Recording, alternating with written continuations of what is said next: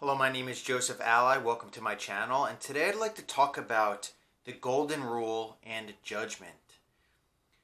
So the golden rule, if you don't know what that is, it's do unto others as you'd like to have done unto yourself. And the thing about manifesting is that we are all one. Okay, everyone is us pushed out. We're all of the same consciousness, the same mind, the same God, the same universal power, whatever it is you want to call it. I choose to call it God. And therefore, those things that we ask of others or that we imagine for others will, in its own likeness, be manifested on us as well. That's very important to keep in mind for multiple reasons. The first one that I like the best is that when I imagine for someone else, I am imagining for myself. So if I'm having trouble feeling real, the thing that I'm imagining, or if there's some resistance involved, if I pick someone else and imagine that they have received something in the exact likeness or similar likeness to the thing that I desire for myself, then I am doing it to myself as well. So specifically, I always imagine the best for everyone. Always. I always imagine that everyone has the thing that they've wanted, or everyone has a life beyond their wildest dreams in a good way. And as I do this, as I continue to do this, my life continues to get better and better because I'm always imagining these things on myself as well. So if you're imagining, if you want something, one of the best ways to get what you want is by imagining it for another, right?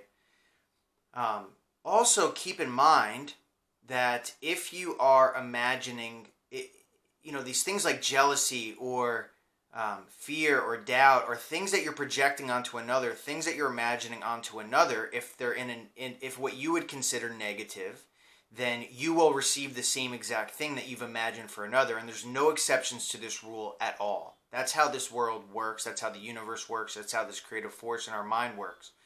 So be careful, in a sense, imagining something negative for someone else, because there are no exceptions to this. If it's good, bad, or indifferent, if you imagine it for someone else, you are imagining it for yourself as well, and you will experience the exact same things in the exact same likeness that you've imagined on another. So, like I said, experiment with this, test this. Those things that you want that you haven't seen come to pass, begin now to imagine for another and watch the results.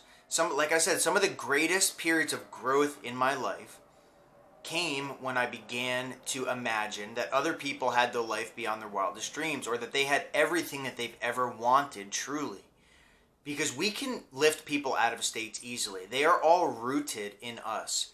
So when we change or imagine for someone else, like I said, I know I'm repeating myself, but it becomes manifested on ourselves.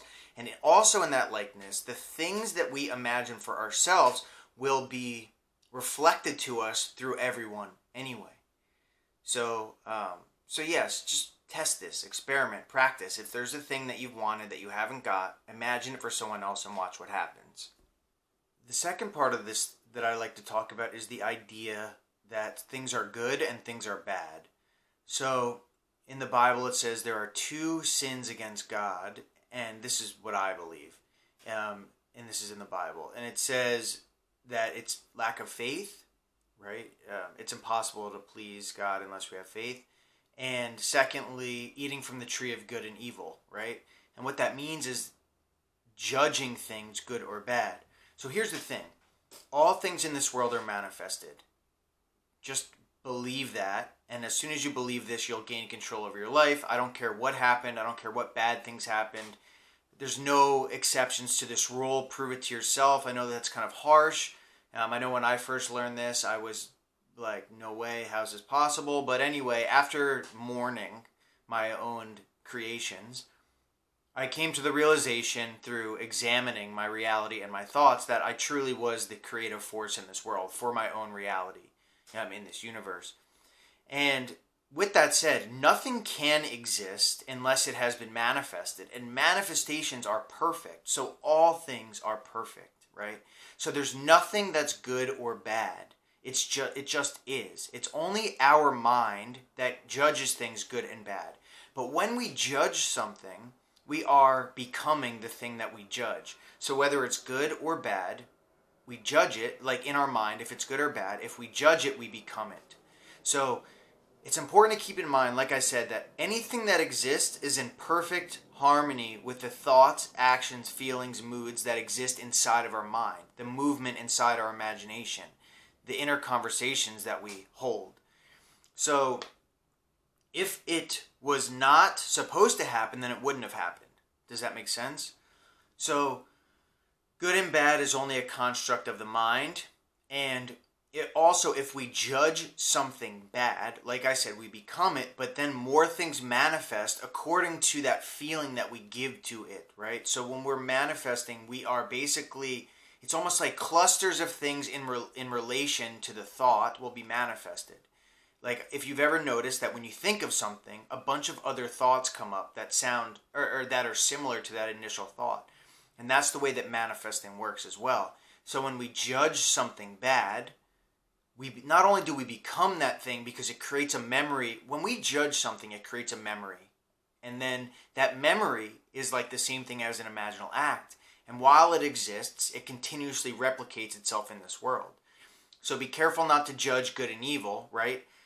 I don't judge or teach doctrine or what's right and wrong. I teach how to manifest. But just keep in mind that something that's right for one person could be wrong to another.